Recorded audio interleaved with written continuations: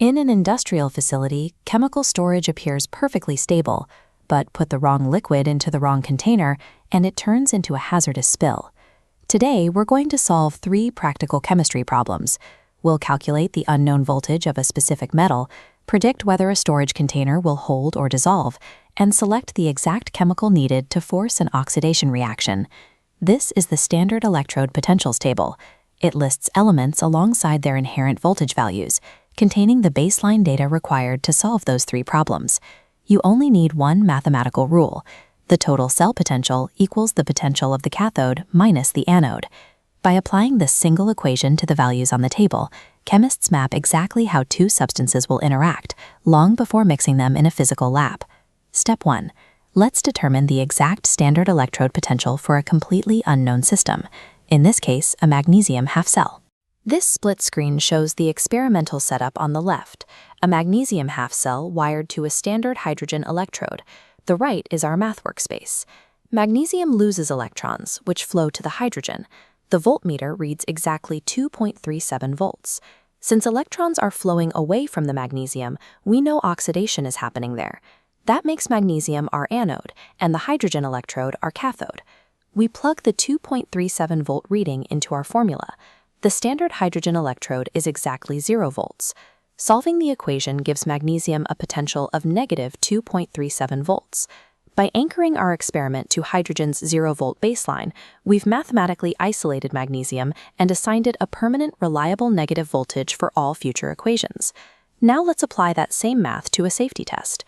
We need to know if it is safe to store a highly reactive copper sulfate solution inside a zinc container. On the standard electrode potentials table, copper is positive 0.34 volts, and zinc is negative 0.76 volts. Assuming the zinc pot is the anode, we subtract its value from the copper cathode.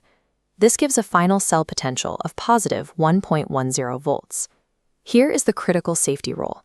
If your final calculated cell potential is a positive number, the chemical reaction is spontaneous. It will occur naturally without any outside energy. With a positive 1.10 volt result, the copper sulfate immediately reacts with the zinc. The metallic container rapidly corrodes, dissolving until the liquid breaches the sides.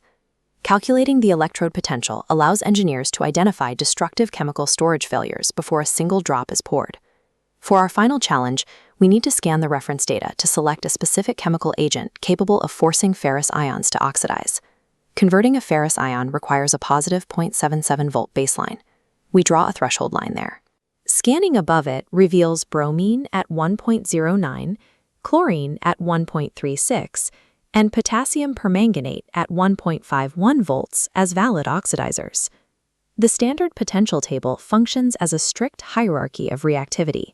It dictates exactly which substances have the chemical authority to force others into reacting. We've just navigated 3 distinct chemistry problems. We mapped the exact potential of magnesium, predicted a storage container failure, and confidently selected a group of oxidizers. We accomplished all of this by relying on a single standard reference table and one straightforward subtraction formula. Now it's your turn.